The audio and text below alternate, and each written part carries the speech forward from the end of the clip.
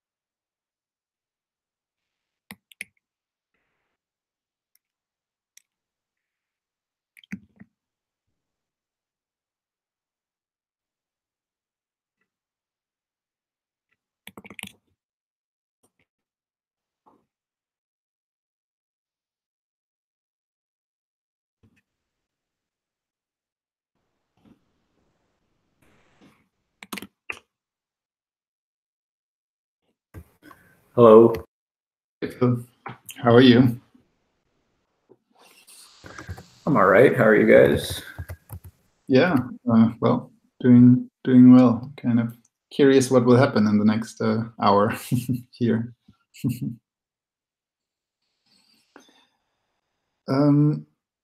Yeah, well, I guess we can. I think we are live, and yeah, I think I was supposed to put a link somewhere. Let me figure this out for a second.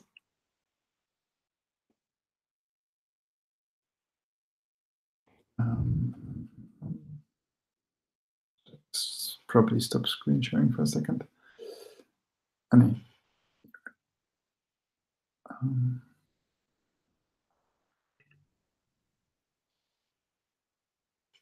I'm just going to pop open a bunch of these links. Yeah. I'm wondering, is this? I also probably should start putting links into the chat. Is this public chat?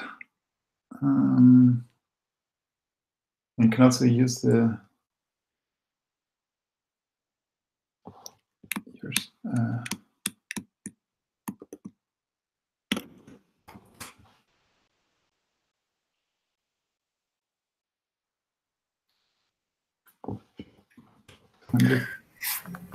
Someone messaged me, we are live. Someone messaged me, I'm not live. So I'm confused. But hello, everyone. Hope you're having a good day. Hope you can hear me okay. No, I think we are live and it's working. So right. Yeah. So probably we should start just opening a bunch of tabs and and kind of sharing relevant information. So there is this Fairdex site, kind of this interface where you can participate as a bidder during the auction. There is slow.trade. That should not be too relevant. That's where you can participate as a seller, but kind of that already happened five hours ago. Although that might be relevant because there is quite a high incentive to participate in the next auction because of the fee mechanism. But that's we will dive into that deeper. Then there is, of course, we should read the docs with more the technical specification, and most important, the smart contract addresses, so we can directly watch on the blockchain what's going on. Although the API, we also have an API, so for some things it might be more convenient to look at the TUC API. So I'm also posting the API link. And finally, finally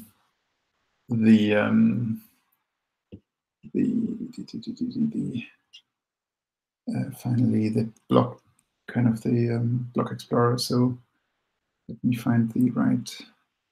Okay, actually, I can start screen sharing again. How do I do that?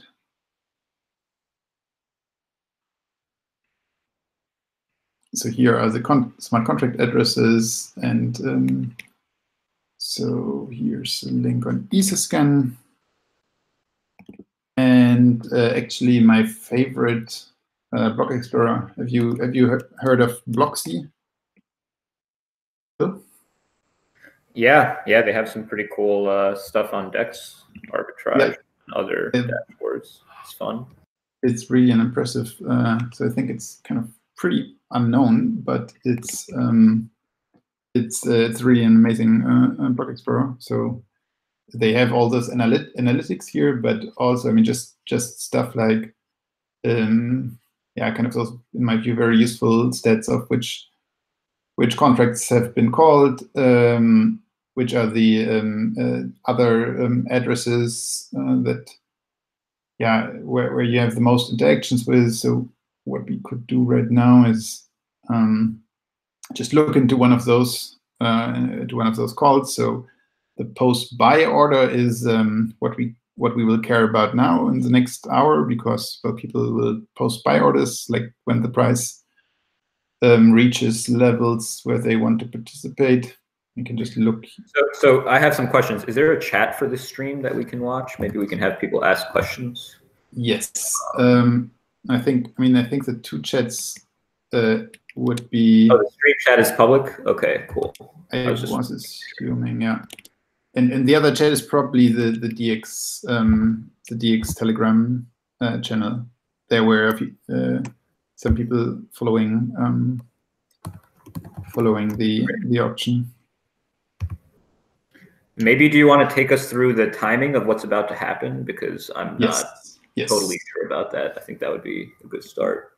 Right. So yeah, let's start where we are at now. So right. So we started the auction at pretty much 5 hours and a bit ago, and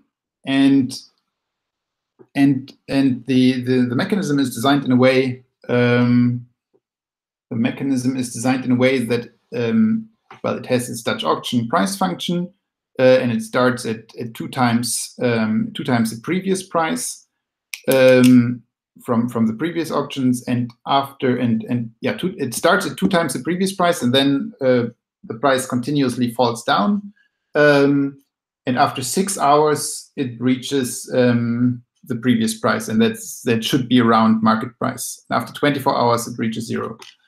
So in 50 minutes we will where's the relevant auction? Okay, actually here. Let me check. Right, this is the relevant auction here. So so we submitted 100,000 DAI. 500 are this liquidity contribution, kind of not really a fee, but that's going into the next auction and is kind of incentivizing people to start the next auction. So it's kind of a bonus given into the next auction, which is now quite relevant because usually the size of the auction are around a few $1,000s. So like $500 extra kind of gives everyone a significantly better price. But that's, we can discuss this later. So just where we are right now. So let's just think of those are as 100,000. The current okay. So actually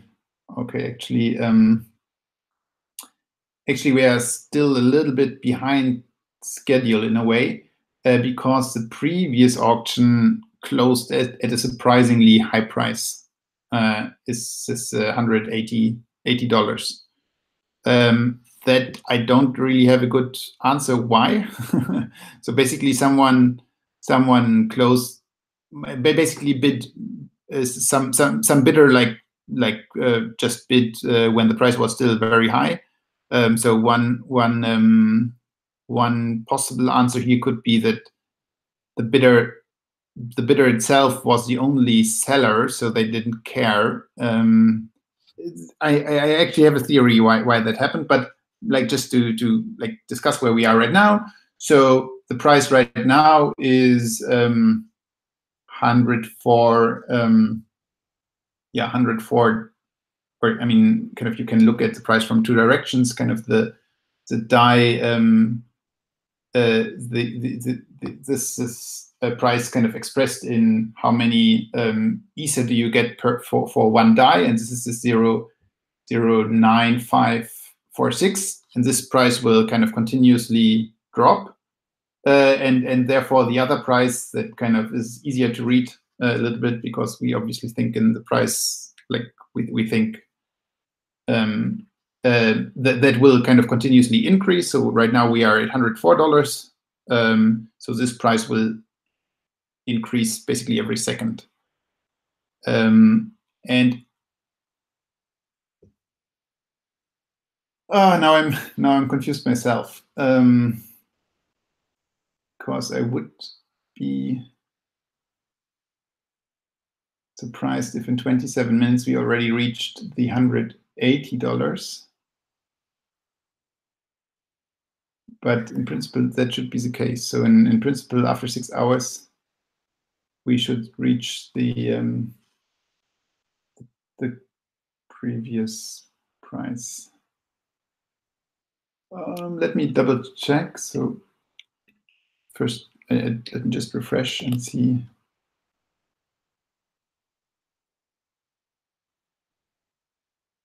So we have been at 104.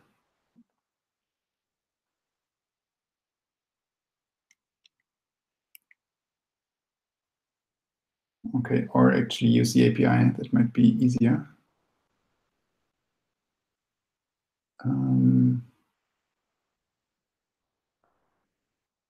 So return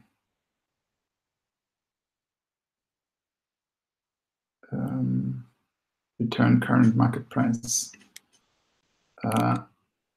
So unfortunately, we have to copy the DAI address into the API.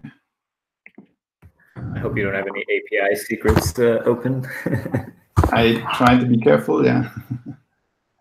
Okay, so apparently that is the current market price. So the more convenient way to read it is, okay, $121. So that makes more sense. 121.97. Let me check this. This should, in theory, should change every second, because of yeah. So now, yeah, it's already like slightly changed.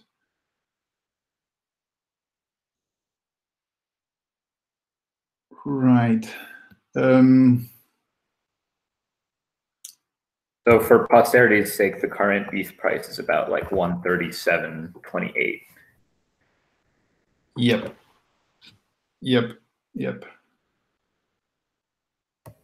On centralized exchanges. Right. I mean, we can check just for fun. Do you have a favorite site to check DEX prices? To check DEX prices? Yeah. The new AirSwap one is pretty nice, but there's a few similar. I think it's let me make sure I get it right.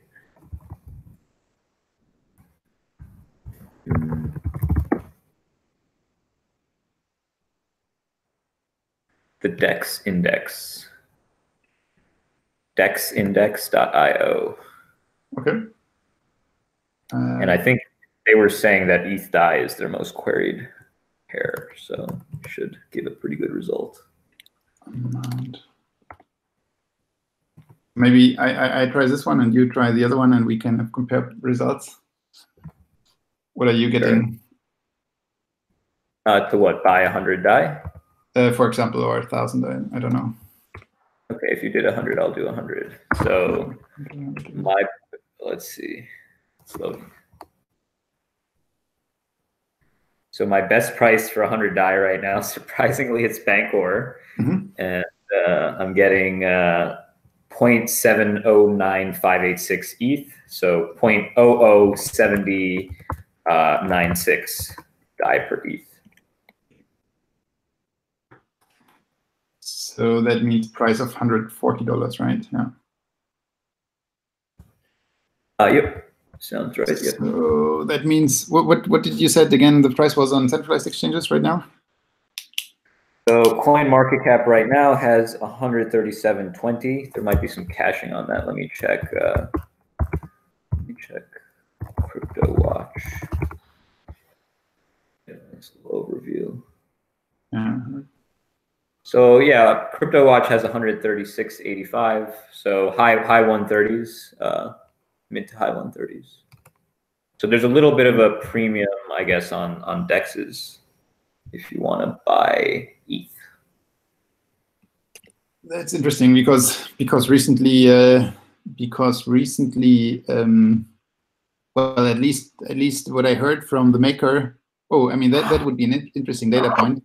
I mean, Maker apparently had some issues with keeping the peg. So apparently DAI was trading like a little bit more on 99, 98 cents. So that was a reason for them to make a vote to increase the stability fee. And I think that vote just happened like 20 minutes ago or an hour ago. So I don't know the result, but I assume or could imagine that they voted for increasing the stability fee to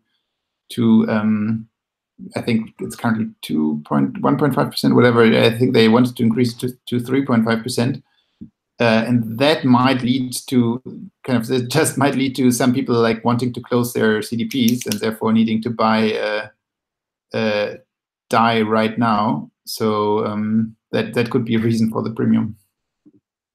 It could be, although Crypto Watch, I don't know, this looks a little bit out of date, but it's saying DAI at 98 cents right now. At least on centralized exchanges. Okay. Yeah, I mean, I guess for like closing your, whatever. I mean, it's been all over the place. I think today, though, it looks like it's been even over $1 briefly. So okay, could just be a momentary weirdness. Yeah, I mean, I guess specifically with Ether being quite volatile. Yeah, probably that is enough to kind of make some fluctuation happen. That's strange to me, though, even still, that the peg is breaking, because you would imagine that there would be bots sort of just arbing like 99 cent to $1.01 DAI. I mean that is in a way a different discussion, but an interesting one. So I mean, I think the ARB opportunity is not that clear, right? I mean, so let's say DAI is trading currently at 98 cents. Kind of sure you would want to say, yeah, you should buy DAI, but what will give you the guarantee, or what mechanism should enforce that you can actually sell it soonish for $1? But I mean, yeah, I agree. But it seems that it's certainly been like both above and below $1 enough today that the ARB would at least be working today. And I'm surprised that given that it's working in the short term, it's not tighter. Right. That to me says they're like having liquidity issues or something weird is going on. But anyway, yeah, that is a different discussion, although it is kind of relevant because of course. auction. Of course, it is very relevant. So what is really kind of the reason why someone will buy in this auction?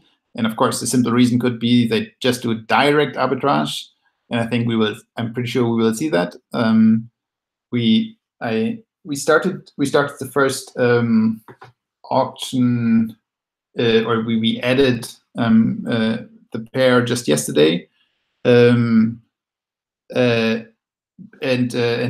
kind of DutchX requirement is that if you add a token for the first time, you will need to provide $100,000 like minimum sell, you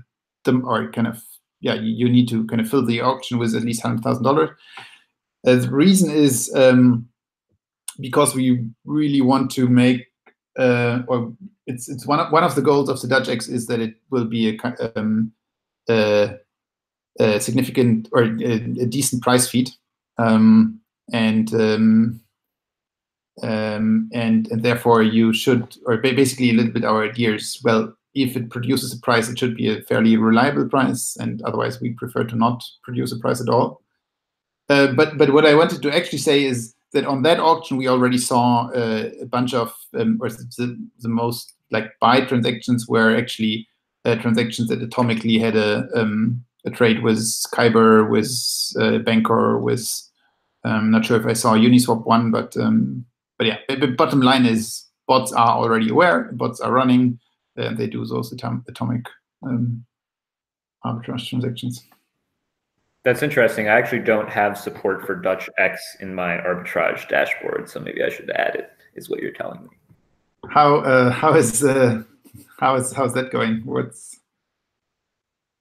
It's going pretty good. So maybe I can, I don't know. I'm debating whether to tease this feature or not. Maybe I'll screen share and show it to you. One sec. Stop screen sharing, then you can screen share if you want. Sure. I guess, I mean, we can also continue talking in the background. I just think you'd enjoy this.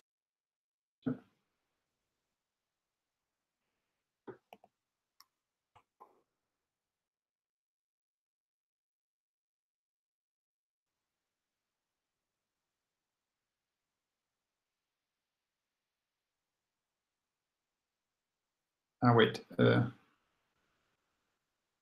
currently can't really see a screen. How do I make this big? Oh, wait, I think oh, what's happening now?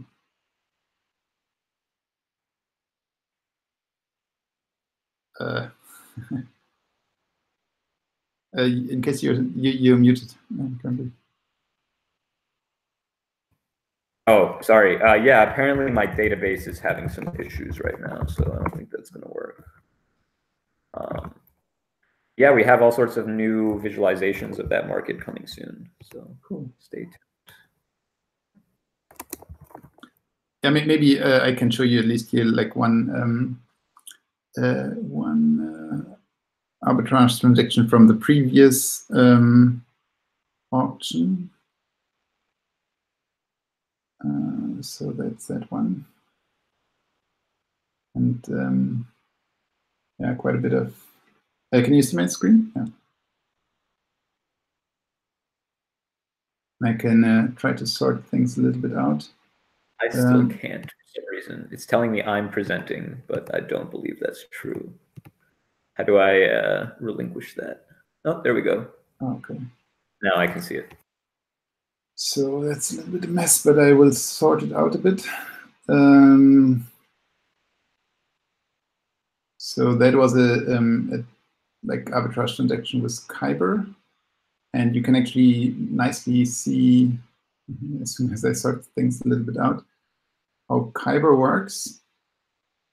Are you familiar with Kyber? Yeah. All right. So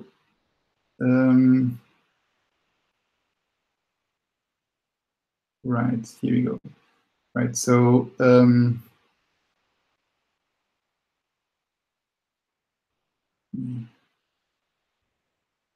so here is here the right part is the interaction with the Dutch exchange. So in the end,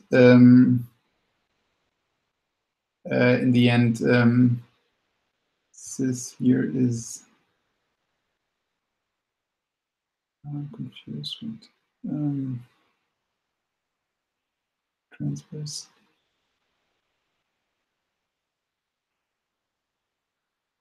Yeah, I believe that is a.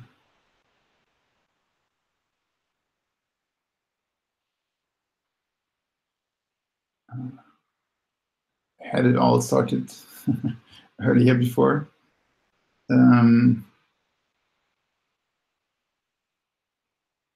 Right. Okay. So this is. Yeah. Right. This is here this is still the Kyber contract, and I think they have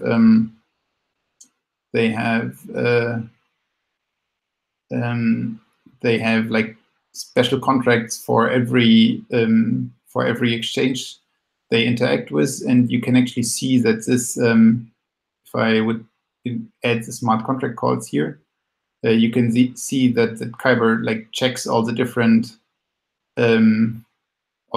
exchanges they are connected to. So they are checking the Kyber Oasis reserve. They are checking the Kyber Uniswap reserve. They are checking basically they have integrations for not all but many on-chain kind of mechanisms where you can immediately get your token back. And I think in the end, in this case, the best price Kyber found was through their Kyber, their very own Kyber reserve. And in the end, then this user here, well, obviously traded. The amount of DAI was equal, so 641 DAI, but he spent only like 4.9429 Ether, like that's what he spent, and he got 4.95 Ether out. So I think he made roughly $1 with this transaction, and paid 50 cents in gas costs. So in the end, profit margin or a profit of 50 cents. Checked it. What's in your analysis? What's usually the ratio of kind of how much people get from arbitrage compared to how much they pay on fees on the transaction? Is it like 50% or up to 90% or 10%? It varies depending on the size. Usually, the larger the opportunity, if it becomes competitive, like the less profitable it'll be. But actually, usually a lot of the ones I see just pay some standard gas price. They have just like some hard-coded amount that's like a little bit higher than the current market rate. So they get into blocks early, but not like necessarily proportional to the size of the profit they're making. But most of the opportunities are also small. So I think like, $1.50 is pretty typical for what some of the bots are doing. And I guess then in that case, the gas price is probably in the range of 30% of the profit or whatever, roughly. Yeah, 30 to even like higher to 30 to 80 range. I would guess. I'd have to look at the numbers to be sure, but that sounds about right. Yeah. Yep. Yeah, that's. I mean, they're not really set up, I guess, for huge ARBs. So it'll be interesting to see what happens here. Right. I mean, so one number we should start keeping an eye on is whether someone already. I mean, actually, we can just probably look at EtherScan, see if something happened. Okay, so 6 and 7 minutes ago there were transactions, but they might be unrelated. Just check.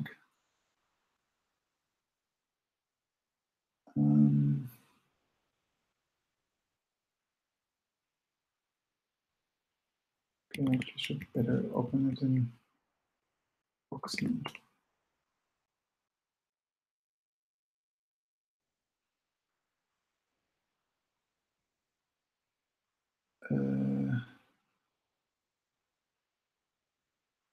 Oh no, okay, that was another one.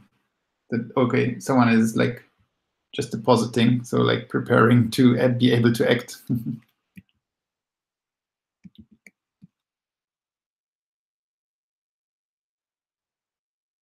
So maybe for those who are planning to act, I think there are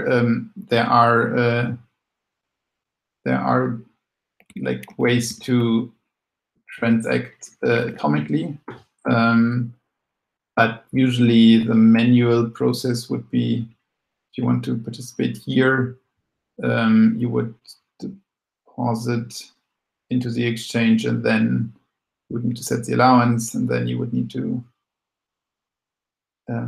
make your bid.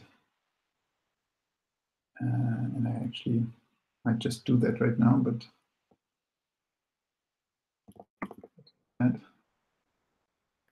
I legally can't do that, so I'm out of this ARB. Right. You can see me physically in the Republic of New York as we speak. Okay.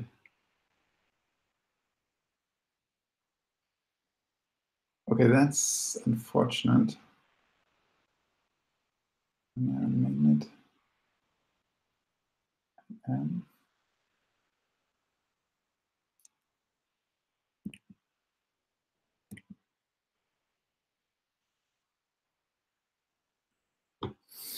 Okay, well, yeah, maybe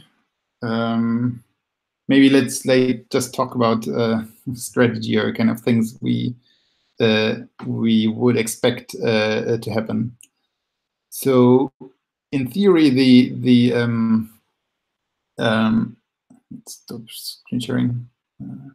So, in theory, what we initially thought about how people would approach it was to wait until the price, until it hits the price that they, would be comfortable trading it at. But or I mean, obviously, do just wait until an arbitrage opportunity arises. But there is an interesting alternative strategy, like someone two days ago discussed in the channel, in the Telegram channel. Basically, since we are the only seller in this auction, and we also kind of made the commitment that we will not act. It is in a way to be expected that the price will fall below market price, because people, kind of buyers, will only act as soon as they can do can do a arbitrage transaction. And I kind of, until you can clear like 100,000 DAI, it probably will could fall like easily a few percent below market price. So if that is your expectation right now, let's say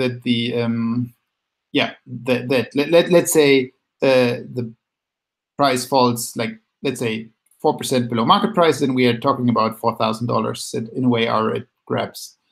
So the question is, what basically someone suggested is saying, yeah, well, I might just participate much earlier, but of course only with some money, in the expectation that that in the end the price will fall down all the way, and I just want to make sure that I get in early. And someone suggested even someone could just buy up the whole auction, but just put in so much money that that kind of, if no one else would put in additional money, the price the auction would clear at let's say -4%. And roughly the idea is that no one else, I think was, or basically the incentive for others to act later would be fairly small, because most of the volume is taken anyway. So we are only talking about the remaining like few percent of the volume. So yeah, so that was like one interesting alternative strategy, but I think it's definitely dangerous, because like someone randomly could close the auction early. But what would be your strategy, like, or if you could now trade? So what would you? Probably the obvious thing, but it depends on what my goal was. If my goal was to mess things up, so let's see. When the price nears the market price, how many blocks would I need to 51% attack or control to really get a good ARB, right? I think that's not a vector, because I mean it's too little. You think 100 grand is too little? And it's too slow. I mean, after 6 hours, so basically you would need to, like, if you would like DDoS the system for 1 hour, then you could expect a price drop of, let's say, 10%. So for DDoSing Ethereum for 1 hour, you would get like $10,000. So I think that's not. Yes, too little. You're right. You're right.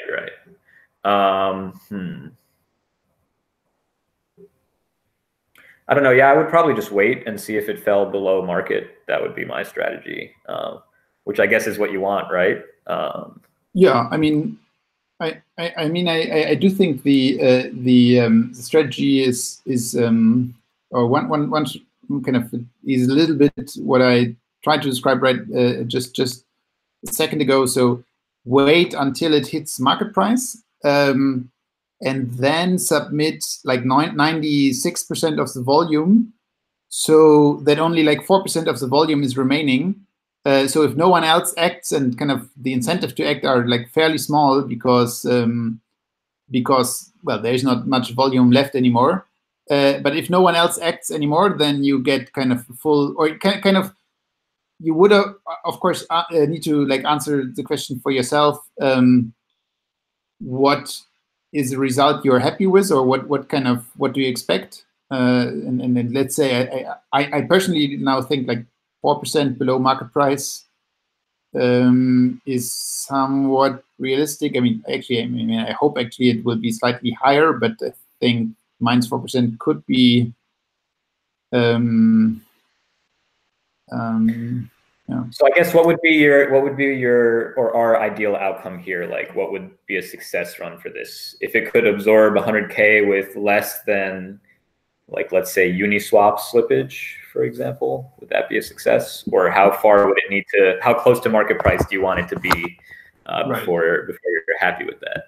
Right. I mean, well, in the iterated game, it should obviously be much closer because people will have the bots set up and stuff. Like, right.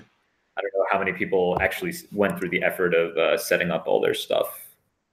I can show you one thing. So so this is a small Python script. Oh wait, I'm not sharing. Or first, I guess I would define success as everything, or well, I think it would be quite good if it's below less than 2%. Less than 2% below. I mean, okay, what is actually market price? It's not so easy to answer here. Is it? It's kind of also connected to DAI in principle. I mean, in the mechanisms of DAI, but kind of assuming like the DAI works, then I would say it should be less than 2% below the dollar, kind of the coin market cap dollar price. And it should certainly be above or significantly above what you would get if you right now place it, like, let's say a $20,000 DAI order on Uniswap. So with $20,000, I mean, we can check that. How much slippage would you create on Uniswap if you put in 20,000? And of course, the idea would be that I mean, of course, it should be better than the 100,000, but that is a weak goal.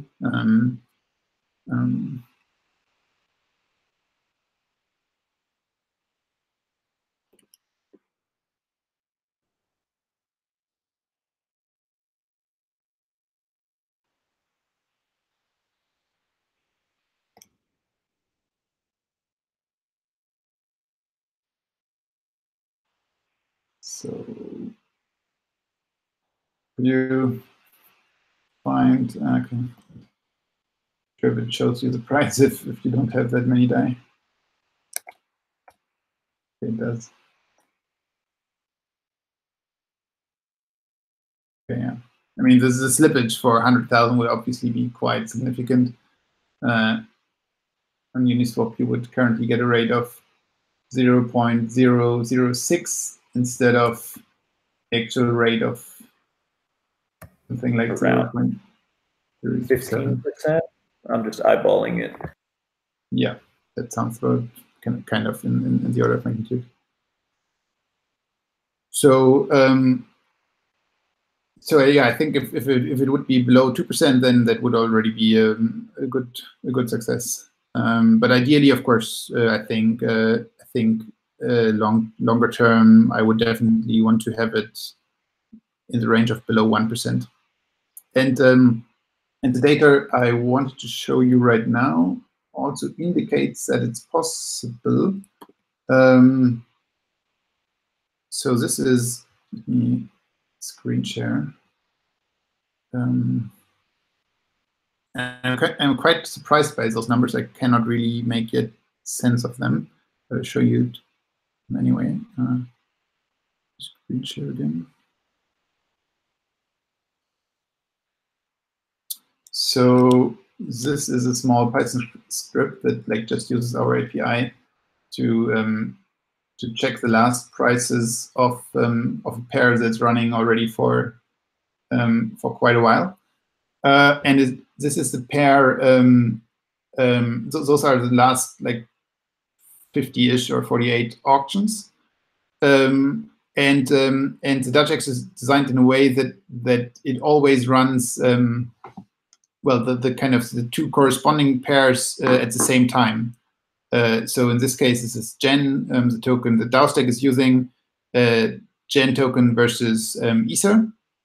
And the blue line is kind of the Gen Ether pair, and the green line is the Ether Gen pair.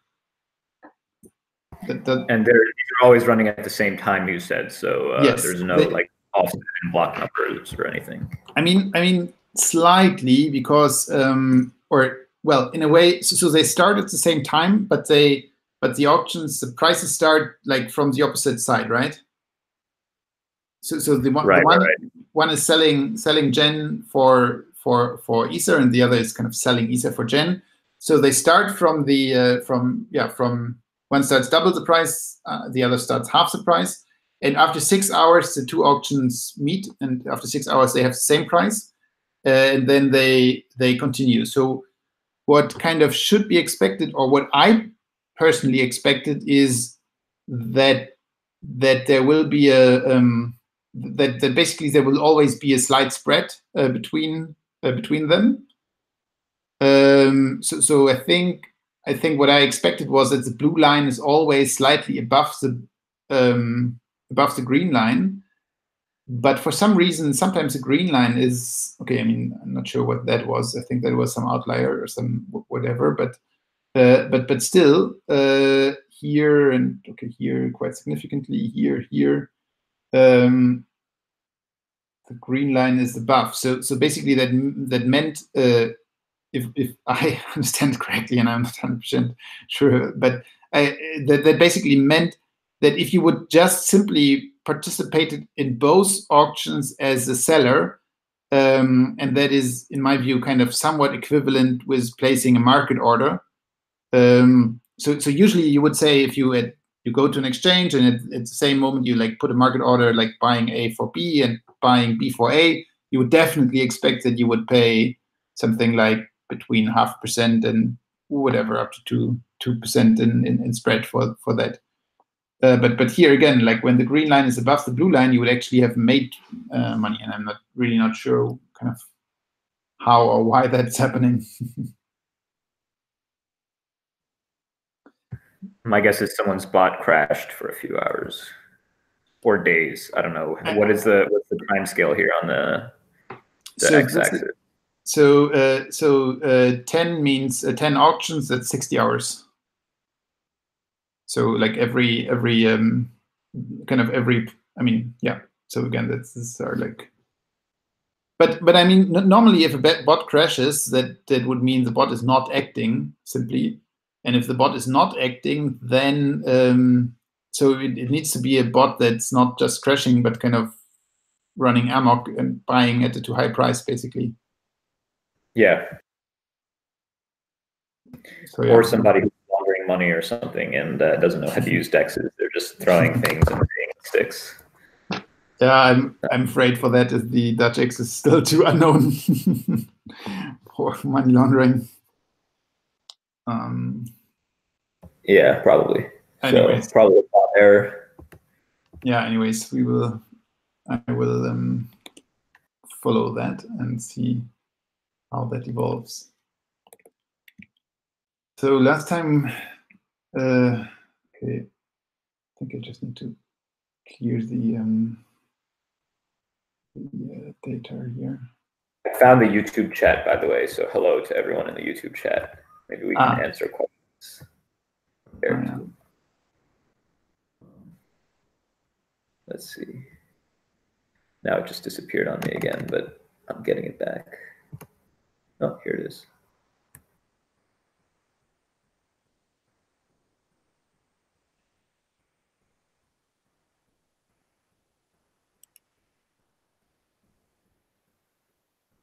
All right.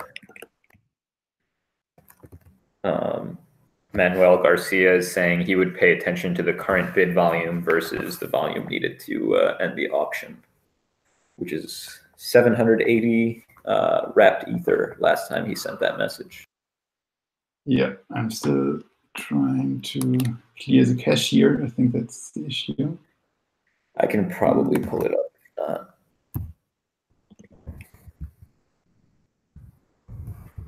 For you. Probably.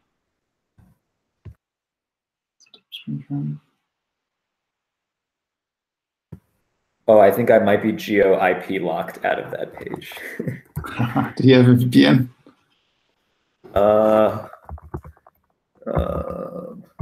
Somewhere.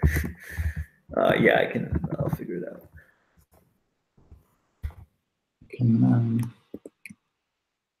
I could use a window, but then I don't have MetaMask.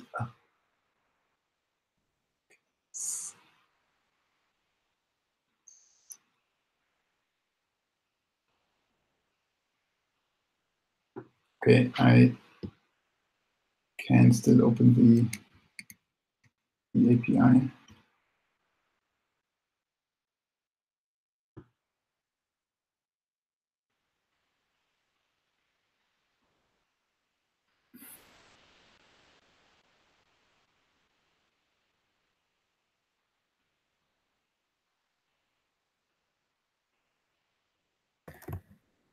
Now I'm getting the same thing as you, just a yellow circle.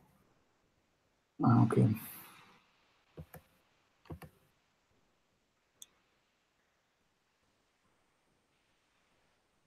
Okay. I see my wallet. I can see all that stuff, just not the auction info for some reason.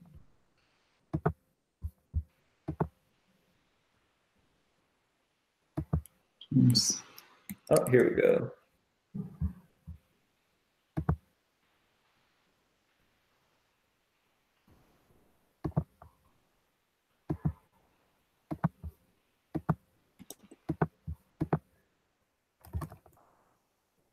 So it looks like 560 ETH needed to end right now.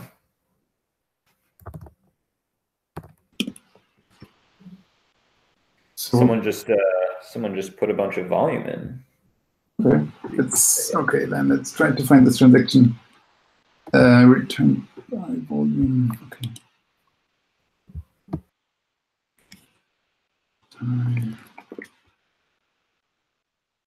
Okay, so I think we right now have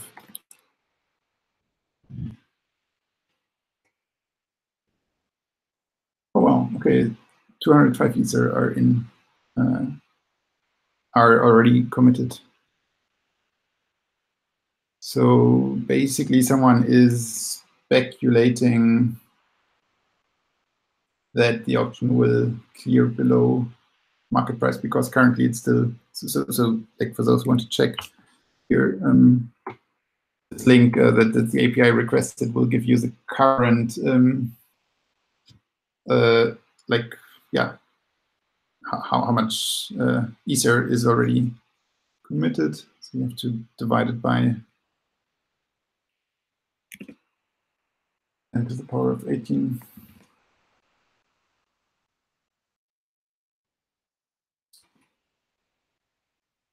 So let's find this transaction and see whether it was.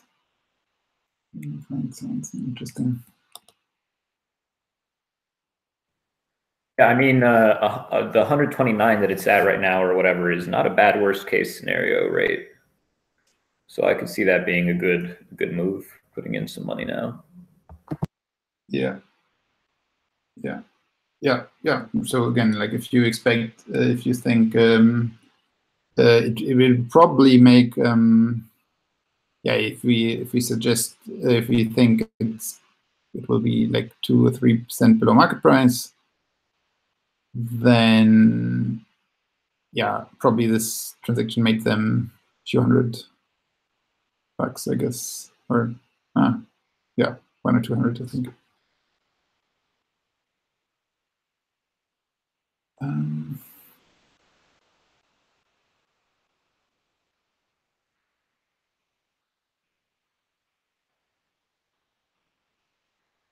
Yeah, so maybe we can like just discuss the. So Manuel asked if you can share your screen, or maybe if not, I can. Yeah, if the Fairdex works for you, then maybe you can share. Cool.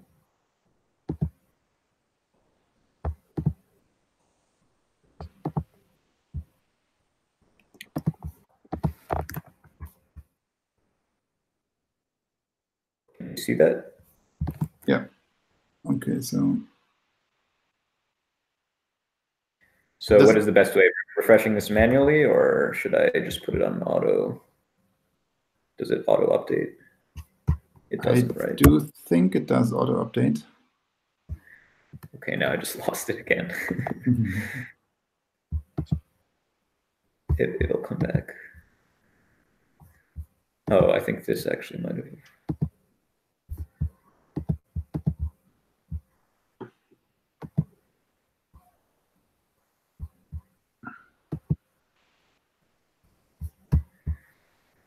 Damn it, web development. You failed me again. Maybe it was the smaller screen that it was working, but I doubt it.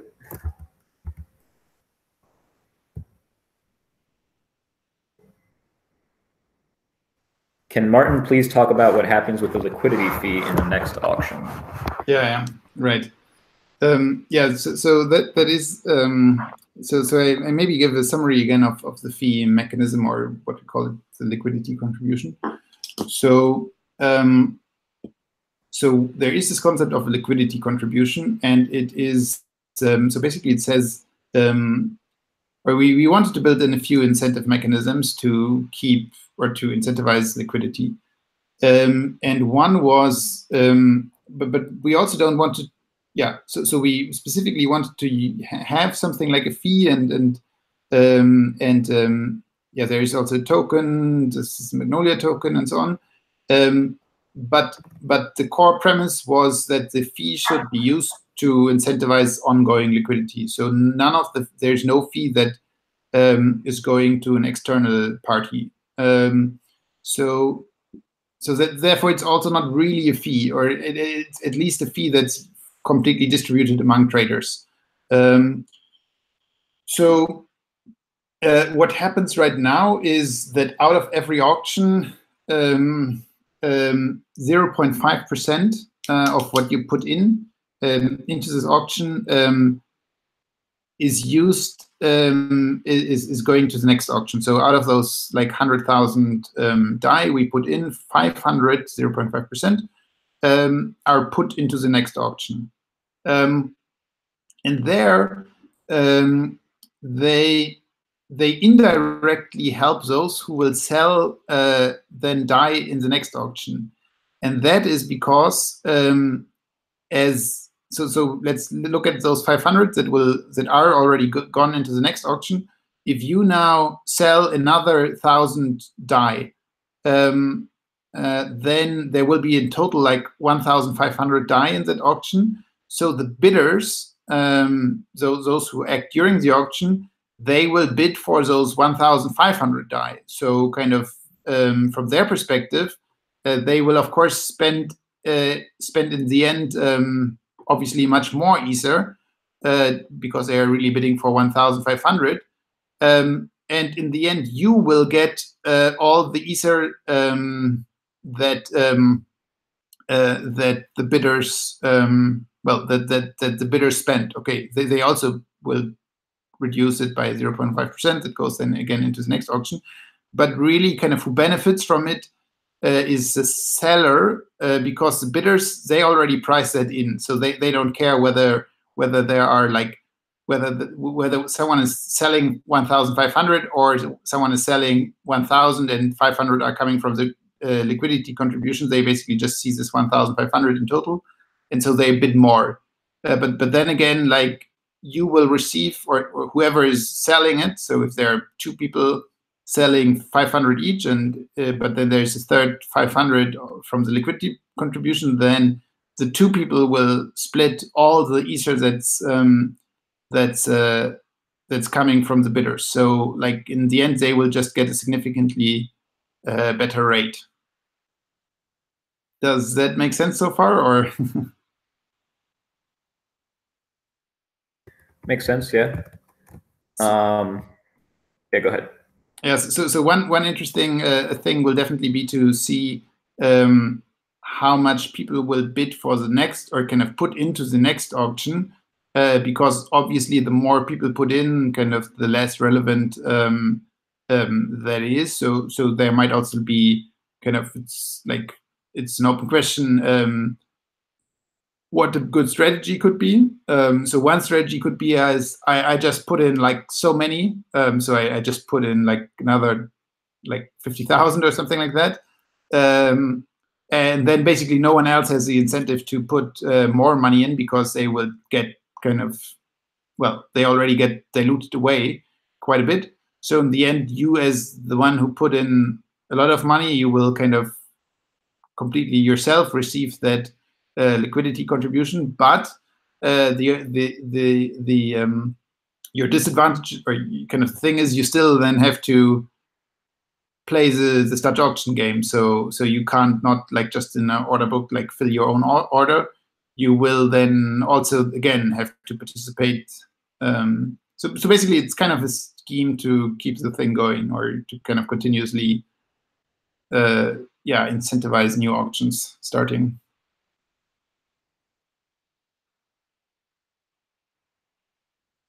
But we had kind of internally quite a bit of discussions who actually benefits from this liquidity contribution, whether it's the buyer or the seller, or kind of what are really the implications of it. So maybe just like to wrap the fee, or this fee mechanism. So this is the liquidity contribution, and right now it's at 0.5% for everyone, and you can't change that. Once we will have this whitelisting process. So specific tokens will be whitelisted, and that will start most likely on April 15th. And from that date on, you will get Magnolia tokens for kind of this mechanism. The exchange will generate Magnolia tokens for every trade that has been made. And if you have a lot of Magnolia tokens, that will reduce your fee rate. So instead of paying 0.5%, you kind of pay 0.4, 0.3, and all the way down to 0.1. And that is step function. If you have 10% of all the Magnolias in your account, you pay only 0.1. If you have like 1% or up to at least 1%, then you pay 0.2. If you have 0.1, 0.3. If you have 0.01, 0.4, and above, you pay 0.5. So in the end, basically, it says if you're a market maker or if you're like an active participant, you are paying less, or you could even say you are actually getting the fees, because the other participants will pay the 0.5. So everyone is contributing in the pot, the others are contributing more, and then but then the pot is kind of on average distributed among all the traders. So as someone who is paying less, a lower rate, you will slightly get a better deal. And basically that was a mechanism we came up with to try to incentivize liquidity providers to like continuously trade. And if they do that continuously, they are in this like slightly superior role. But they kind of only keep this role if they keep going. As soon as they stop trading, they get diluted away.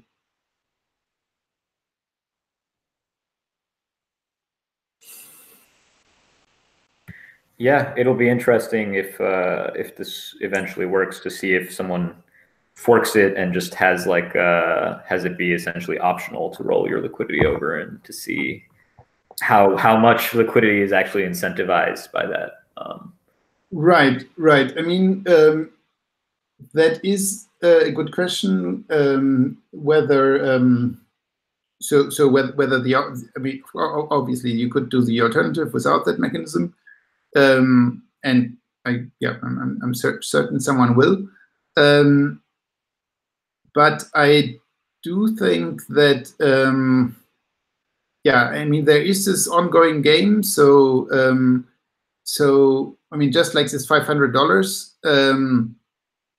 that will now go into the next auction, kind of you have to participate in this one and not in the forked one to like, well, otherwise you give up on them in a way.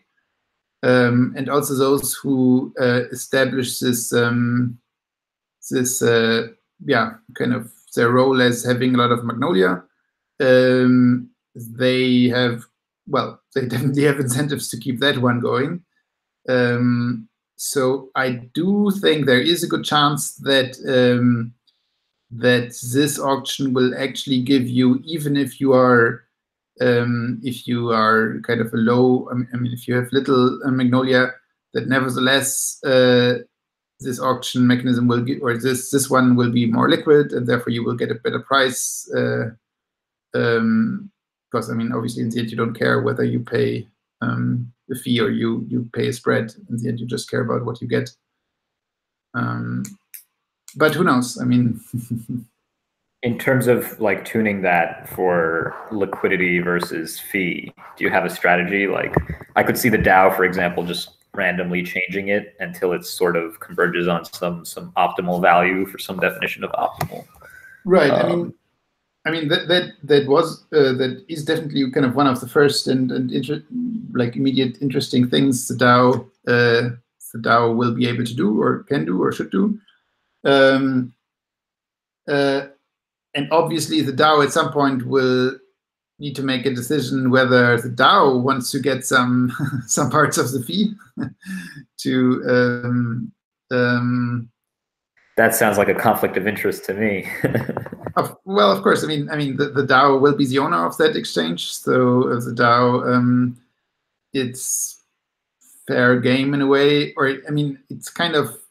I think we don't pretend that the DAO is a neutral, or like just a benevolent. How do you call that? Benevolent dictator or something like that. So I do assume that the DAO would want to at least cover their own operating costs in a way, or like cover like continuous maintenance or something like that. But yeah, I mean, on the bright side of things, I do, on the other hand, or at least with the initial distribution, significant, or the DAO is specifically meant to be owned by those who trade. So big part of the ownership, or 50% of the ownership of the DAO, will be given to those who trade for 1 month starting April 15th. And the other thing is like locking down tokens and so on. So even if fees go to the DAO members, then it's still probably a good portion are those who trade anyway. So, but yeah, it will then be interesting whether the DAO will the DAO has this initial like reputation distribution period, and it will be interesting to see whether it kind of continues to give new people, like after those 30 days, those who start like trading for the first time after and just acquire Magnolia later, whether the DAO will allocate them as well voting rights in the DAO or not. Is Magnolia transferable? Magnolia is, yes. It's not, I mean, it's not, oh yeah, that's obviously something we have, I mean, that is another like interesting thing. So, so we have on purpose not made it not immediately transferable, because otherwise you could like just have a Magnolia lending contract, and you could just like for your single trade lend a bunch of Magnolias, like enjoy the lower rate and immediately give it back atomically within one transaction. So so what you what you right now have to do is you have to as Magnolia is generated, or if you're trading, Magnolia will automatically be generated on the address you're trading, and it will be by default locked, and it will kind of immediately like lower your liquidity contribution rate. But to unlock it or to like transfer it, you have to unlock it, and that will take 24 hours, and kind of only after 24 hours you can transfer it. Of course, someone could like build this proxy contract and say, hey, everyone, like go through this proxy contract, and if everyone does that, then kind of this proxy contract will accumulate Magnolia. But kind of, I think that doesn't make too much sense because, or, well, I mean, maybe, but of course the alternative would just be to say, yeah, well, just fork the contract and deploy a version without without this thing at all. But yeah, I mean, maybe it's still kind of, I mean, still someone could do it because basically saying, well, then we at least get a fee of those who not use it. For example, if you come, I mean, Kyber has already integrated it as a liquidity provider. So if you are trading through Kyber and Kyber just detects that randomly the DutchX is currently giving you the best rate, then it will come from the Kyber contract. And well, and then the Kyber contract will, by the way, itself earn Magnolia, and then like, but at the end of the day, I think there will be multiple contracts competing to be interfaces in a way to the Dutch exchange.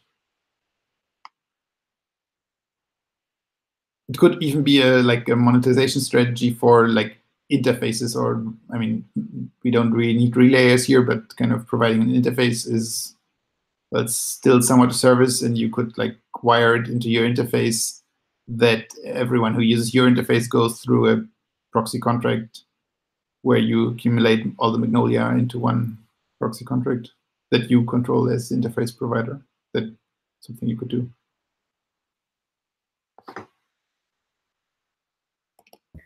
Yeah, we'll see how it goes. I could imagine even like the proxy contract, like issuing shares in itself that you can redeem. So as long as all the Magnolia holders don't want to like withdraw up to the last day of Magnolia, it's all okay. That is actually one thing we changed slightly. We had a like first version of the Dutch exchange deployed like half a year ago, and we recently, like just a few weeks ago, deployed version 2.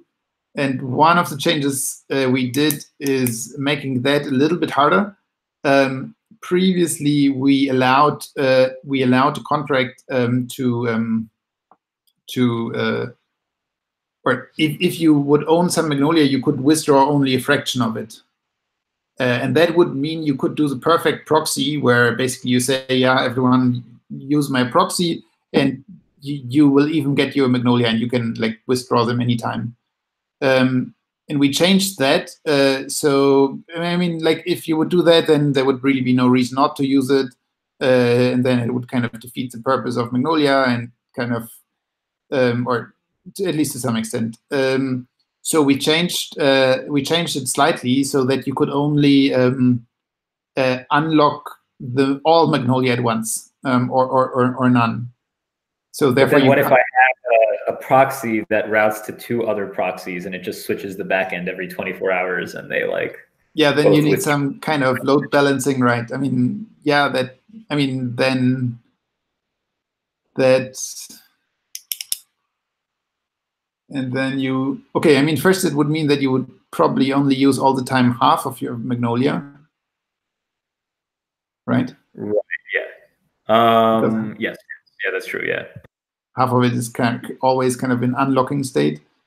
So yeah, I mean, someone can do it, but it definitely adds a bit of friction, which in this case we want. Interesting, yeah. So volume hasn't changed.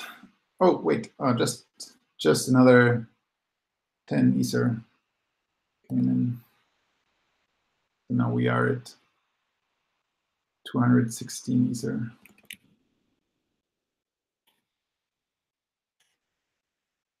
Yep.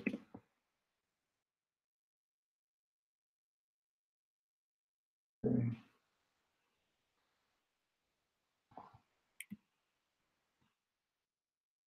Yeah, I mean, with like talking about non-transferable stuff, or maybe non-transferable things, or adding friction. So that is one of the goals of the DAO. That here reputation, so voting rights, and I mean, I think that's a topic you have done quite a bit of research to. So there we are trying to, well, I mean, I would be careful with the statement, so I won't make the statement that it will not be transferable, but at least we want to add enough friction so that it will not be transferable at scale, or in other words, that we don't have a liquid market for reputation. And maybe, I mean, the reasoning is basically, yeah, we think that it would that it adds, or that like adding this friction can significantly increase the resilience of that DAO. I think it's a bad idea to have a voting system where you can like just lend tokens for one vote and then kind of give them back. Actually, I I think it's quite well interesting that right now you can lend 3 or up to 8% of all reputation of Augur tokens on Compound. Have you seen Compound? Yeah. Yeah. So as far as I know, right now, or last time I checked, I think I can check again right now. Compound. Last time I checked, like 8% of the total supply of reputation as Augur tokens have been like up for lending. And Compound doesn't do anything with them right now, right? They're not voting with those tokens. Yes.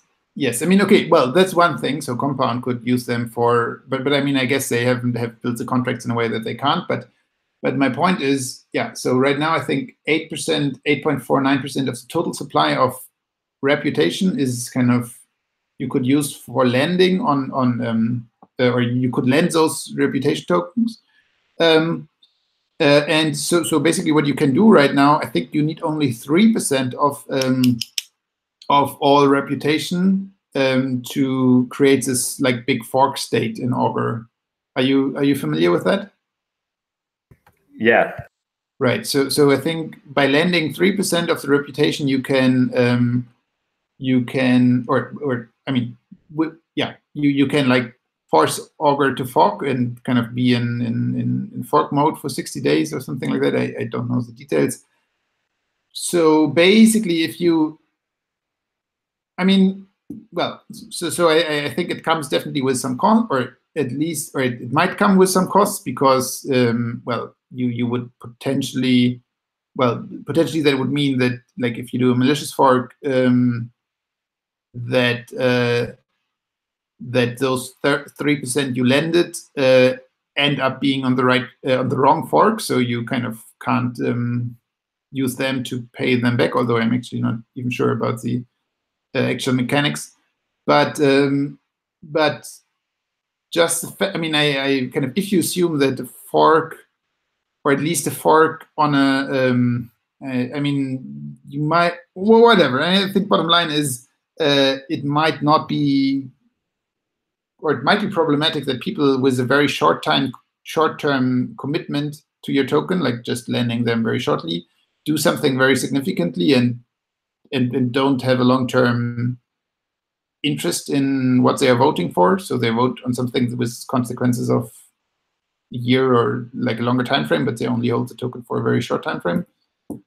That seems problematic, I would say.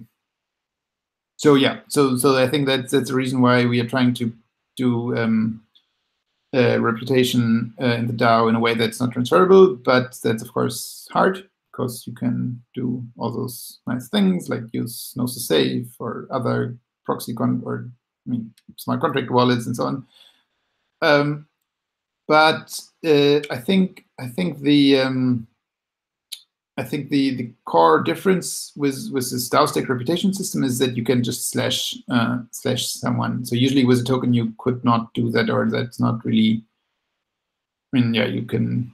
Usually you just can't say I want to deduct specific address. You kind of, even technically it's problematic because then this address could just move immediately to another, like front run your slashing transaction in a way. And all of those problems you don't have with reputation that's not a token and that's kind of bound to one address. And you could basically just say if someone starts to sell those or kind of if you detect someone like offering this reputation on an open market, then the rules are they will be slashed for that. Yeah, so it's an active area of research that I'm working on, but it's hard to sort of design protocols that work. So I think what you might want to say next, yeah, of course I can use the trusted hardware and stuff. Or MPC if you don't like trusted hardware. Yeah, we can do a DKG and then have it pretend to be a wallet, and then I have one counter strategy for that, for kind of to defend the DAO. Sure. So that would be we basically make it a rule, or kind of a rule of the DAO that that I can. So let's say I have some reputation in the DAO, and I want to sell it to you, and again, kind of our design goal in the DAO is not to, like, if we know each other and we trust each other, well then okay, well then there's little you can do. But what we really want to prevent is like markets at scale, and that basically means that two people who don't know each other and don't trust each other, they shouldn't be able to do this transaction. And how I think one way to combat what you described was multi-party computation or trusted hardware is that you basically make it a rule of the DAO that I can do something like some hidden pre-commitment, and I kind of in some form I could like do this pre-commitment in very like hidden ways. So something I just like pay a strange gas price or something that's not visible to you. So I kind of mark my account in a way and say I'm going to sell it. I make a pre-commitment that I'm going to sell it, and then I sell it to you. You get control of the DAO, and of my reputation, and I get your money. And then I go to the DAO and say, hi DAO, here, I just sold my account. Here's the money, and I made a pre-commitment that I will do this. Please just slash that reputation and give it back to me. And if that is a thing, or like if you kind of couldn't know whether I did that, then it's very hard for you to, or I mean, basically adds again significant costs, and like could prevent such a market from forming. I think you're roughly on the right track, but I think against the scheme that you just mentioned, there's still an attack, which is that I just require you to send it to a fresh dark DAO address, and then that address, just like by virtue of the way it's generated, will never mark the funds. So maybe it's an wait, 1 second. So what would you require me? So you essentially have this marking binding a public key to a commitment to sell the funds, right? This that's what you. No, well, so in at least in the DXDAO, well, I have my address, kind of my address where I have my reputation, and I kind of continuously participate in the voting, and I do already transactions with it. And then at some point I decide, okay, I want to sell this address. And what I'm saying is that in my transactions that look to you like normal transactions, like I just participated in the vote and do normal things I would normally do, in those I kind of can hide a secret, and that can be very hard to detect. So again, it can just be like paying a strange gas price or something like sure. that. So you agree that if that address was in the dark DAO the whole time, then that mitigation wouldn't work, right? Well, but then I wouldn't have control over it at all, right? Well, you'd have control limited up to what I gave you, or what the attacker right. But my point is kind of what a little bit my claim is if I can normally participate in the DAO, and that might require me to sign arbitrary stuff, then I can probably somehow also I mean, just like by setting a specific strange gas price or like doing things I mean, if I can create a signature, I can probably have some randomness. I kind of makes a claim if I can use this key, or if I have sufficient control over the account that I can normally participate in the DAO, then I probably can also do some hidden message, include some hidden message. Otherwise, I would believe I am so restricted that I couldn't even participate normally in the DAO. Right. So I think that's sort of the security property you want. It's very close to sort of what we've been thinking, but it's proving it is very difficult, and I don't think. I mean, you could even the DAO. I mean, kind of to check that people are actually in control of their keys or stuff like that. The DAO could like challenge you once in a while to say, now you need to sign this unsuspected, or yeah, kind of the DAO could like check whether you are actually in full control of your keys or stuff like that. Yeah, and I think that's required, but not sufficient to hold a secure scheme. Yeah. Well, we'll see. Definitely curious about ways how that can be. That'll be a fun paper, yeah. Okay, amounts are slightly. Move rooms, so I'm going to do that real quick. Sorry? I said I'm about to move rooms, so sure, I'll be back in 90 seconds or so. Sure.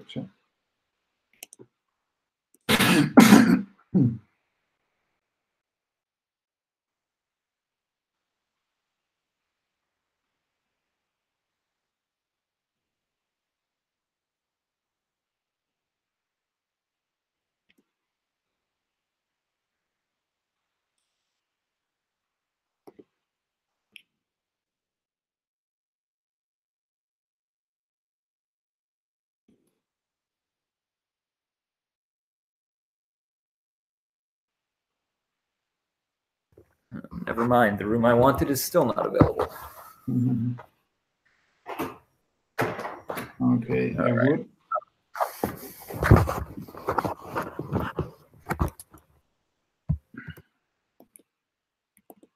So it seems like we got a few more bits. So we are at 254 ESA, but that's still. That means it doesn't refresh automatically because mine still says 215. Or maybe just my refreshing is not working.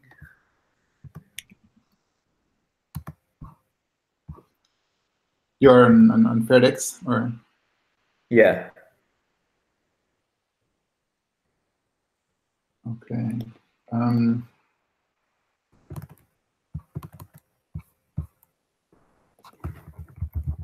Do any of the guys in the Telegram have an easy link to that API query, so I don't have to Google for it? Which API query are you looking for? ETH DAI price and. Oh, yeah, okay. So the one I just. I mean, this is just the cell, the buy volume. So it's 265. 275.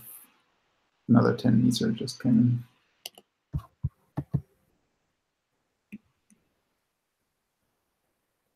So it looks like we're getting really close to market price, right? What's ETH DAI at right now? Should see the connection so much, hopefully.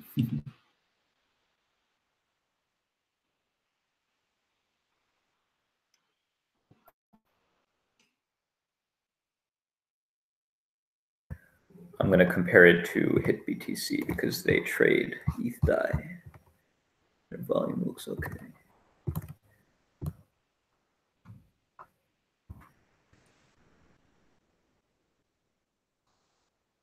Oh, yeah, now we see like really, again, like now we are 300 Ether, so a bunch of transactions apparently in the last. So ETH, I think, is, yeah, okay. The price I'm getting on HitBTC is 140.75 ETH DAI. So apparently right now there are like transactions every 30 seconds coming in. So I think we might have hit arbitrage levels. Yeah. If it's not hitting it, it's right at that border for sure. So let's see. That's the last transaction. Okay, no, it's still a normal. I was just wondering. So for example, here that was the last buy order, but that was not a arbitrage transaction, I believe. Yeah, that was just a. Oh, nice! Someone is using OWL. So that's the second. Or that's the part about this fee mechanism I skipped. So you have your like liquidity contribution that's up to 0.5, and you can lower with Magnolia to 0.1. And then there is also this OWL tokens. So that was like one of the, or that was kind of the core idea of Gnosis tokens, was that we built hopefully some useful stuff, and some of them, or the stuff, will have fees, and you can pay your fees, or the Gnosis tokens will generate fee credits. So I mean, back in the day, the idea of kind of like 2 years ago, when we started thinking about how to design a token, we thought, okay, we are building stuff that will have zero margin, that might have zero marginal costs. It will still cost something to produce it, to build it. So we thought, kind of, we want to have this membership token. We just sell tokens, and everyone who has this token kind of can use the stuff for free. And those who don't, they will have to pay a fee. That was the initial like idea of Gnosis, or of GNO tokens. But then we kind of figured out kind of all this proxy stuff. So basically, just one guy could write this proxy contract and kind of give everyone unlimited capacity to go through this proxy contract and kind of never pay a fee. So we basically said, okay, we can't give you unlimited like usage with like X tokens. Instead, we need some kind of metered access. So basically the idea was, well, if you hold X% of the tokens, you can use X% of the thing for free. And then we thought, okay, people will tokenize that exit right anyways, and will like sell it anyways. So we just introduce another token, so you can just lock down your Gnosis tokens and generate OWL, and the OWL is fee credits. So one OWL pays you $1 in fees. And the rate and the more OWL are used or burned, or so if OWLs are used, they are burned. And as they are burned, that allows other GNO holders to again lock their GNO and generate more again. And the more is burned, the more is generated. So we have a target, or we have a algorithm that targets the OWL generation rate, and it's kind of set it in a way that it is a constant, or that it targets the total supply that is a constant factor, like factor 20 of the monthly use or the monthly burn of OWL. So yeah, long story short, that was kind of the fee mechanism, and I'm kind of happy to now see here someone actually using OWL. So in this transaction, you can see, for the last block C transaction, you can see that someone had OWL and burned them to reduce their liquidity contribution. So, are there any? So I believe like AirSwap has somewhat a similar token model, because they have this kind of, you have to hold so and so much tokens to use it, or is this? Yeah, you have to lock up a bunch of tokens essentially. Yeah, and that gives you the right to do what? That gives you the right to interact with their indexer basically, and like post orders to their order book.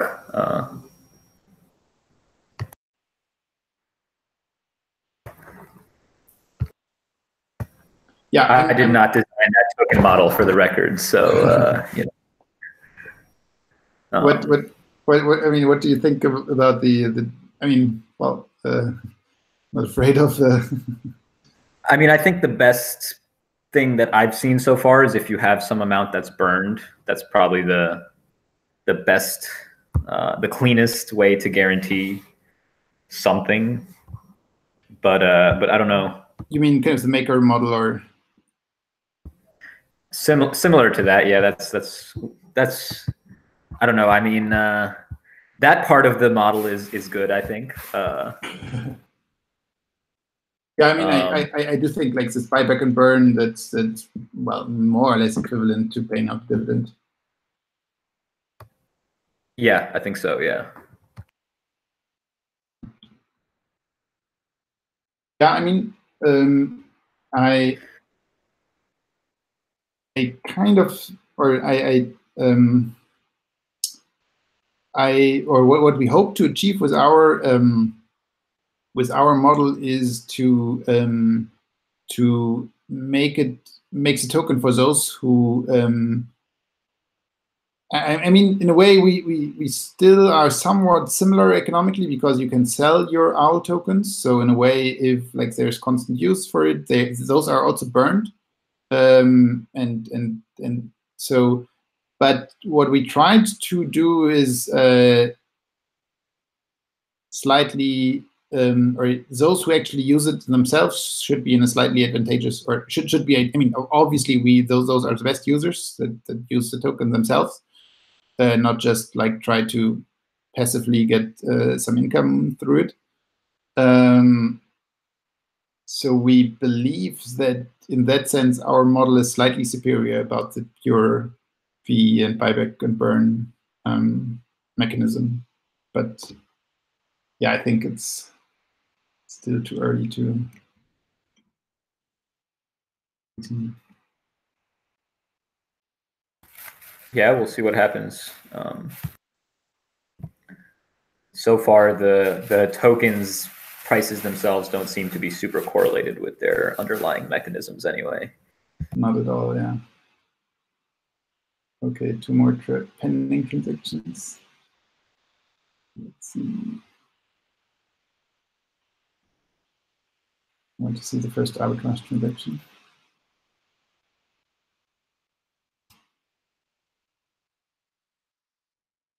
Do you agree that Ether, the kind of token model of Ether, is also at the moment broken? Yeah, definitely. Yeah. Pretty worried about proof of stake too, but we'll see what happens. Why? I mean, I don't know. It's a very hard incentives design problem. Okay. And I think some of the assumptions that underlie it may prove not correct. Where, like, can you describe one thing that you're, or? I don't know. So I think all these protocols somehow rely on the at least abstract economic notion that funds don't change hands too quickly. So for example, if you see a signed message from me, and by the time you see that message, I've sold all my coins, obviously none of these can work because you'll never know sort of what stake anyone has in the market. I think that is very, that is very related to the discussion we just had was reputation and so on. Yeah, totally. I have similar, yes, it's similar in pretty much every token model, I think.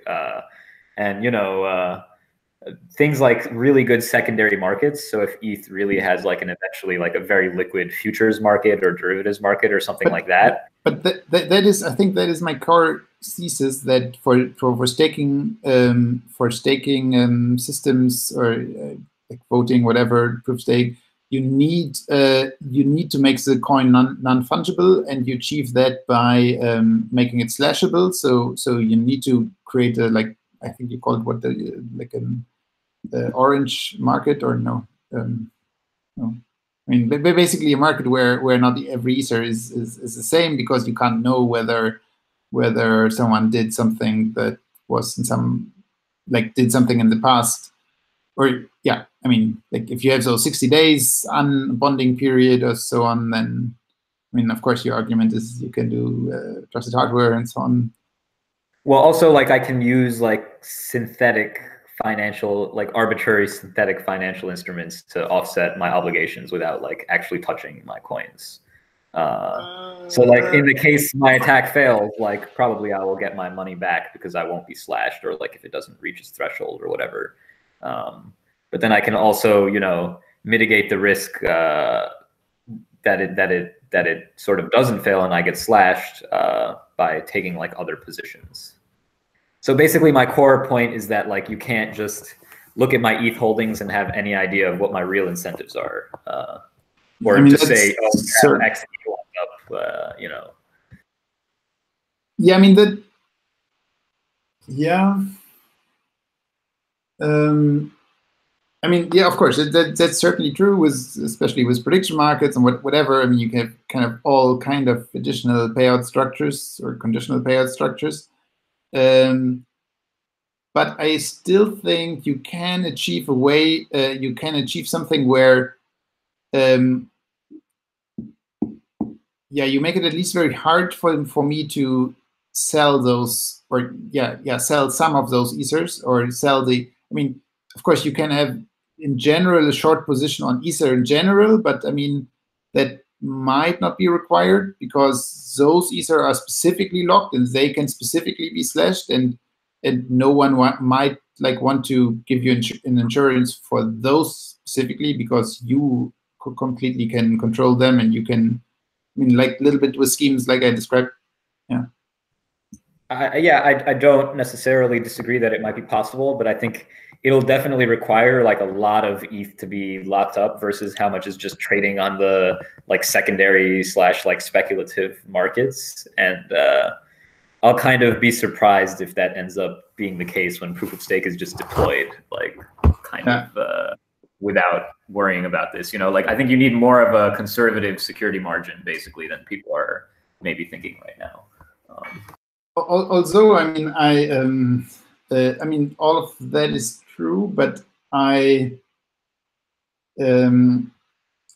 would also say I think it's still way worse with proof of work. No disagreement there. Yeah. Okay. Right. And I mean, surprising kind of how still relatively. I mean, well, I mean, I think we saw at least 51% attack on ETC. I think that was the biggest coin. Do you know? Have been bigger coins being 51% attacked than Ethereum Classic? No, I think Ethereum Classic was the biggest. Also, did the auction end? I'm not seeing it here. Wait. It was right about that price, so it's possible. It might have also just disappeared from my UI for completely unrelated reasons. Where's my link where I could check the volume? Let's see the chat. Oh, it ended. Yep. Okay. 142.63. So what's the clearing price? 142.63.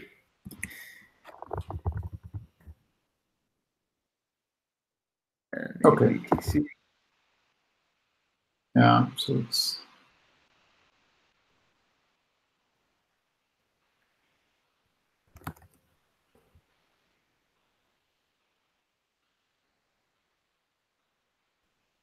That means it actually ended early, right? no. I mean, it's still. Oh wait. Because it's like 140 point something, the real price, I think, at least that I have on HitBTC. Right. I mean, wait. I'm currently confused. Is it? We were selling DAI. So yeah. The price was Wow. going down, and it didn't go all the way down to at least what I have as the market price. So either you're more efficient than a centralized exchange, or the centralized exchange is trading low for some reason or something. But I mean, then it's at least okay. Now. Or people just FOMO'd in. That's another. Yeah, maybe we should do like whatever, like do Dutch auctions until FOMO is over, I guess. Okay, I want to understand that. So first, no, I mean, you're right. So price, no, wait.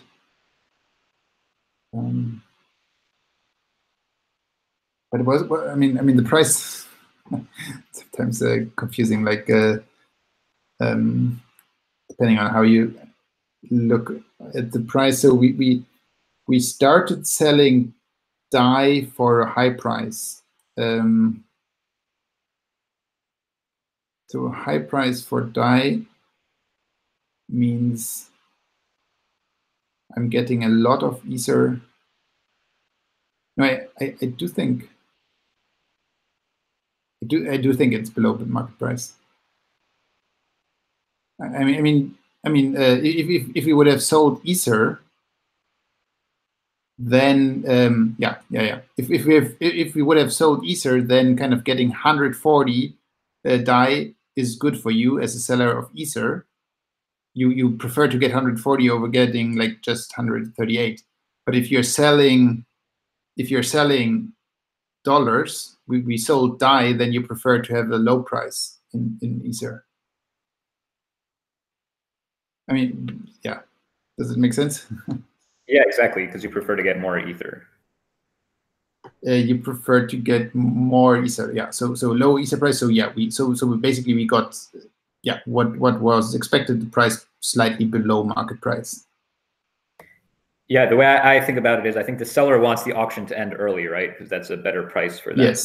Yes, and but it didn't quite hit market price. It ended right before that. At least no, that's but the price was like when we checked like an hour before, the price was at 120. I mean, the price came. I mean, like technically, the price, if you convert it, the price is 0.0009 Ether or something like that. Oh, okay, yeah, And right. from that perspective, the price went down. But if you kind of like convert the price to the more human readable way, then it went actually up.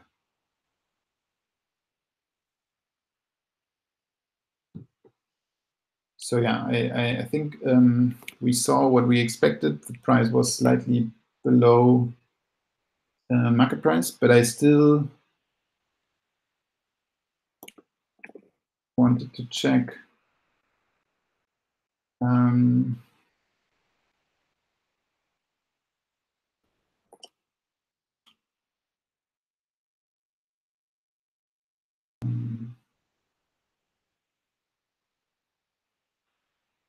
Can you again say what's a, did you had the final price? 140 something? Yeah, one sec. It was in Telegram. 142.63. 0.638 to be exact. Yeah.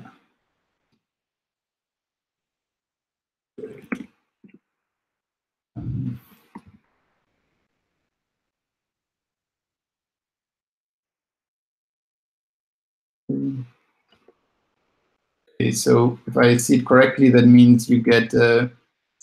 So if I divide 1 divided by 142, it means you get 0.007. You get for 1 DAI, you get 0.007 Ether. If I see currently the rate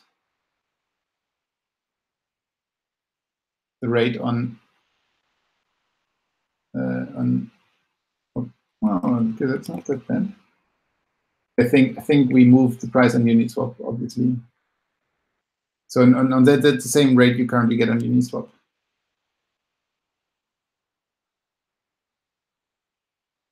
And that is also the best rate currently you get. Oh, no, sorry, I mean, just sell DAI for Ether. Okay, Radar is currently slightly better, 0.02.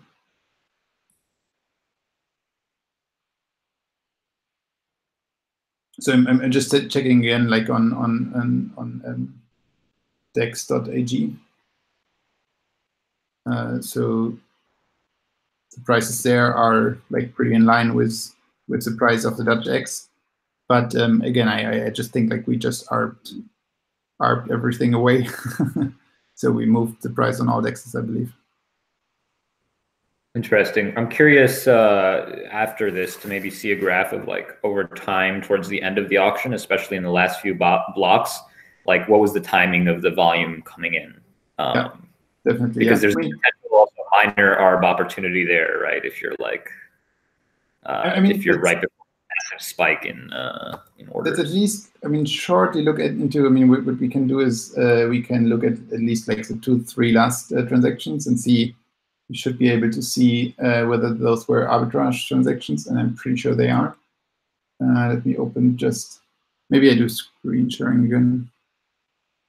And then I think we can do like more analysis later.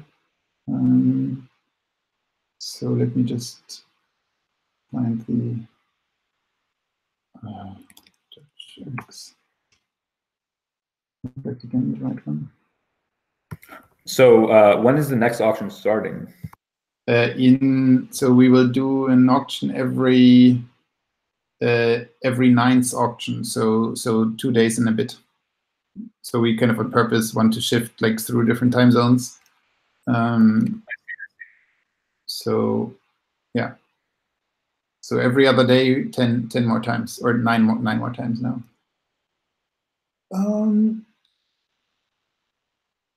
Okay. You should do the last one with a random timeout and see if that affects the price. What do you mean with random timeout? So that no one knows it's coming. I mean, you know it for 6 hours anyways, right? So I think that's true. Yeah. So I think it's kind of slow enough that. Okay, so quite a bit of transactions here in the last 10 minutes.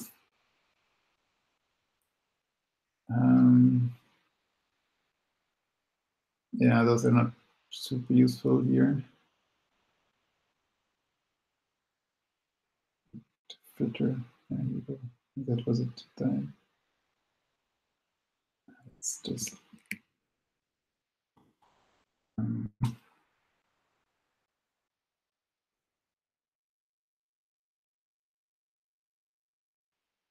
Okay, that was a simple withdraw. Someone's already withdrawing. Okay, I think I know where to look. Proxy. So we can just look at the latest buy orders, post buy orders. Here you go. Right.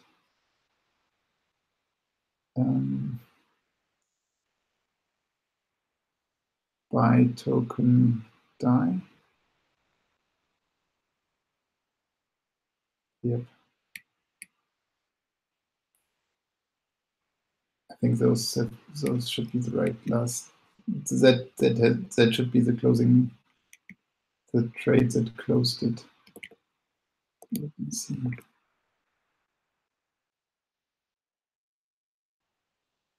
Yeah, auction cleared. It was interestingly a manual transaction. See the before below.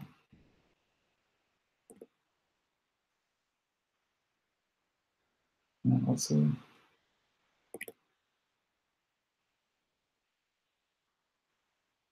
a lot of manual transactions. I'm surprised. I would have kind of expected they were all up. No, I think actually those are. I think those are auctions that those are orders that came in but failed because the auction was already closed. Here we go. There's some.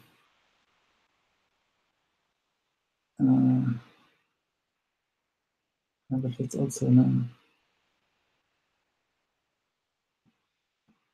That is also usual kind of a normal.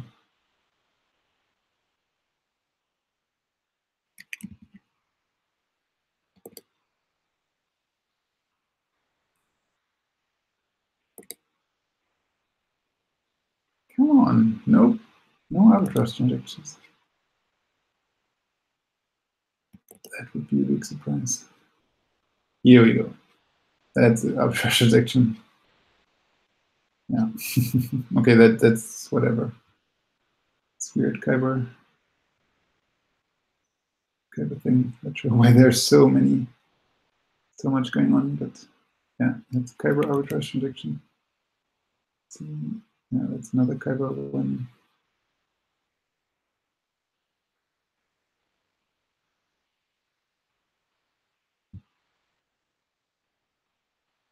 Okay, well, I probably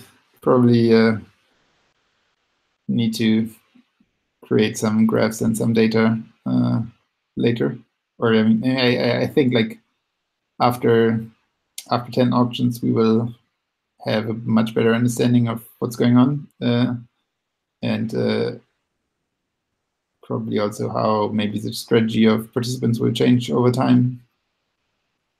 Cool. Yeah, if you need some sort of visualization for the arbitrage transactions, maybe contact me. I can probably get that for you. Yeah, of course, would be for the blog post. No, I will definitely dig into the, data a bit and see kind of, yeah, what happened here in the last 10, yeah, specifically in the last 10 minutes. Kind of also like how many, yeah, okay, that was really a bunch of transactions. Would be curious what other auctions, what other DEXs were involved, how many addresses, how many different distinct senders, quite a bit. So it's okay, here's a repeated address, but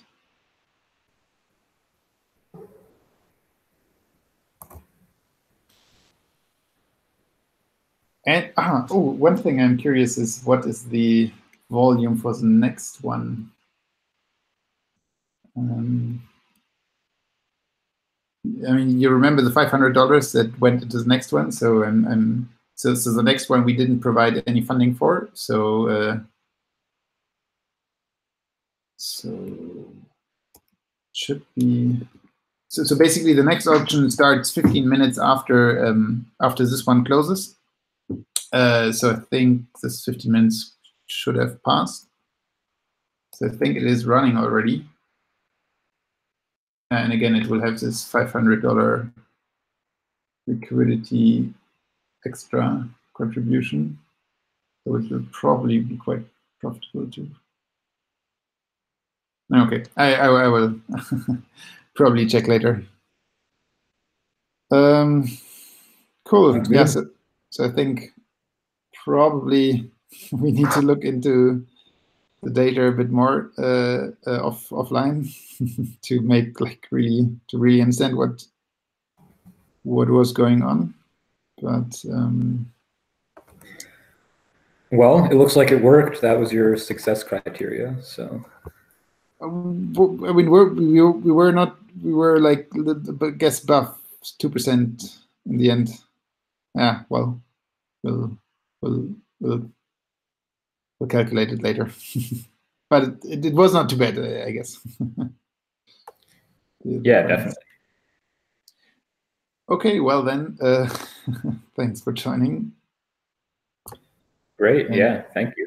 And maybe we will discuss in 10 rounds, or maybe we'll cover the last one again, or I don't know. Yeah, sounds good. Hopefully nothing spectacular happens in the meantime. Yeah, I would be super happy if like just the spreads get smaller and smaller, or if we can just, yeah. Great. Take care. Thanks for tuning in, everyone. Yeah. Thank you. Goodbye. Have a good one.